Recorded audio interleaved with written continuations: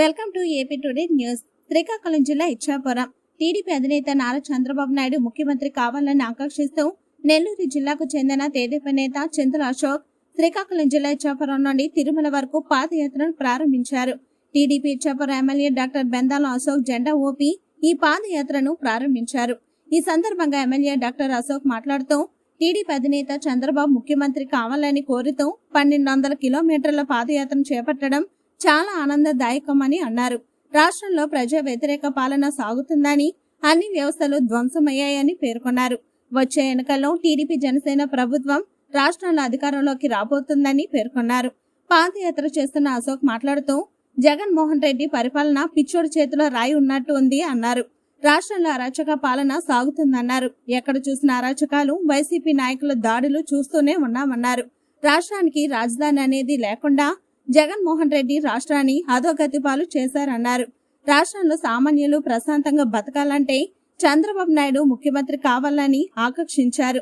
అనుభవజ్ఞుడైన చంద్రబాబు నాయుడు ముఖ్యమంత్రి అయితే రాబోయే 5 సంవత్సరాలలో ఆంధ్ర రాష్ట్రాన్ని ప్రపంచ పటంలో చూపించగలగన్నారు.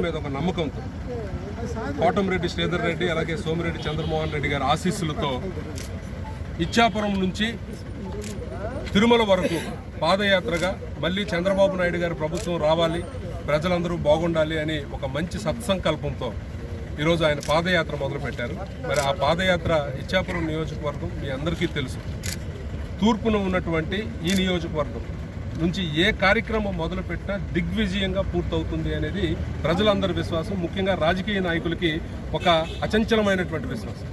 మరి ఆ విశ్వాసాన్ని ఈరోజు పరిగణలోకి తీసుకుంటారు. ఇచ్చాపురం టు తడ, అక్కడ నుంచి మళ్ళీ తిరుమల మీదుగా వెళ్ళాలి, స్వామివారిని దర్శించుకొని స్వామివారి ఆశీస్సులు చంద్రబాబు నాయుడు గారికి ఉండాలి అని ఒక మంచి కార్యక్రమాన్ని మొదలుపెట్టారు. దానికి ఇచ్చాపురం తెలుగుదేశం పార్టీ తరఫున అందరం కూడా మరి ఆయనకి సహకరించాలనే ఉద్దేశంతో ఫ్లాగ్ ఆఫ్ చేయడానికి ఇక్కడికి వచ్చాం. మరి ఇక్కడ నుంచి ఆయన ఈ యాత్ర దిగ్విజయంగా కొనసాగాలని ఆ దేవుడిని మనస్ఫూర్తిగా కోరుకుంటున్నాం. మేము ఎవరో కనీసం తెలియకపోయినా కూడా వెంటనే ఒక సామాన్యుడు పాంగానే ఎంతో రెస్పెక్ట్గా, ఎంతో గౌరవంగా మమ్మల్ని రిసీవ్ చేసుకొని, సార్ మేము సో అండ్ సో ఫలానా చేద్దామనగానే సార్కి ఈరోజు మా ముందే కనీసం ఒక 5-6 ఫోటోలు రావడం జరిగింది రాత్రి. వాటిలన్నింటిని బ్రేక్ చేసి మాకు వెంటనే ఒక సామాన్యుడిగా నేను వచ్చి సార్ మా కార్యక్రమాన్ని స్టార్ట్ చేయమని అనగానే అడ్డంకులు ఏమి లేకుండా వెంటనే అర్లీ మార్నింగ్ సార్కున్న చాలా ఇంపార్టెంట్ పనులన్నీ బ్రేక్ చేసుకొని ఇక్కడికి రావడం జరిగింది. చాలా ధన్యవాదాలు సార్ మీకు.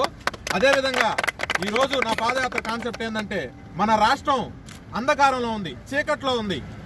ఎవరైతే మన చంద్రబాబు నాయుడు గారు ముఖ్యమంత్రిగా